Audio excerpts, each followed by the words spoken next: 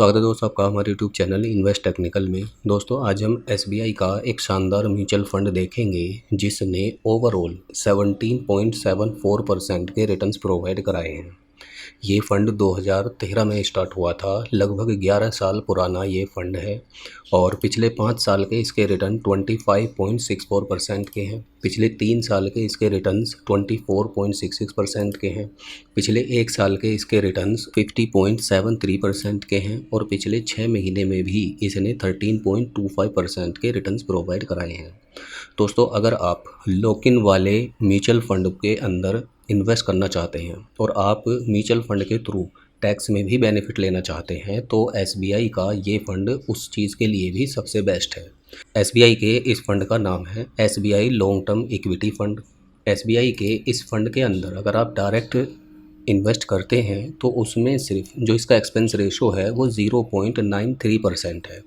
यानी अगर आपने 1 साल में 1 लाख रुपए का इन्वेस्टमेंट किया तो 930 रुपये सिर्फ आपके अमाउंट से डिडक्ट होंगे, जो कि इस फंड के मैनेजर्स और जो अलग अलग खर्चे होते हैं किसी म्यूचुअल फंड को रन करने के लिए उसके अंदर यूज़ होते हैं।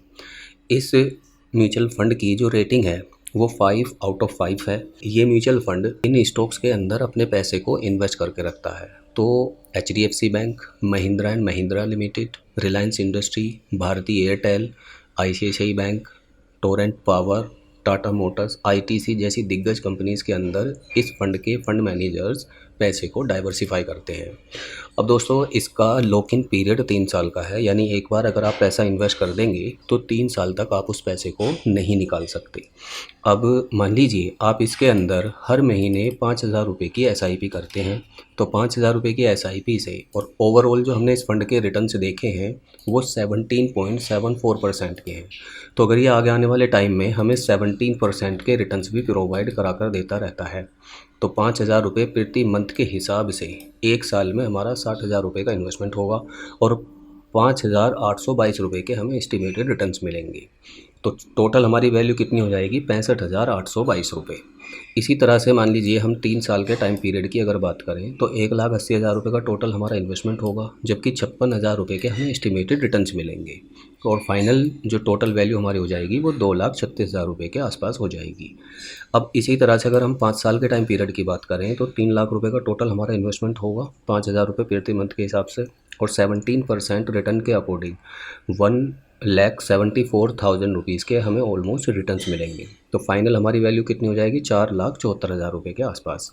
अगर आप लॉन्ग टर्म के पॉइंट ऑफ व्यू से इस फंड के अंदर इन्वेस्टमेंट करते हैं, मान लीजिए 20 साल के लिए इन्वेस्टमेंट कर रहे हैं तो 12 लाख रुपये का हमारा टोटल इन्वेस्टमेंट होगा और अगर ये फंड अगले 20 सालों में 17% के रिटर्न्स प्रोवाइड करा कर देता रहता है तो उस केस में 89,14,583 रुपीज़ के हमें एस्टिमेटेड रिटर्न्स मिलेंगे।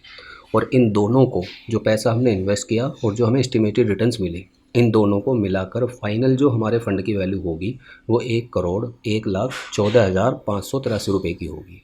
अब क्योंकि हम लॉन्ग टर्म की बात कर रहे हैं तो इसके अंदर long term capital gain tax भी लगेगा। जब आप पैसा विड्रॉ करेंगे तो 89 लाख रुपीज़ पर आज के करंट रेट की अगर हम बात करें तो 12.5% का टैक्स है, तो वो डिडक्ट होने के बाद में फ़ाइनल अमाउंट हमारे अकाउंट में आ जाएगा।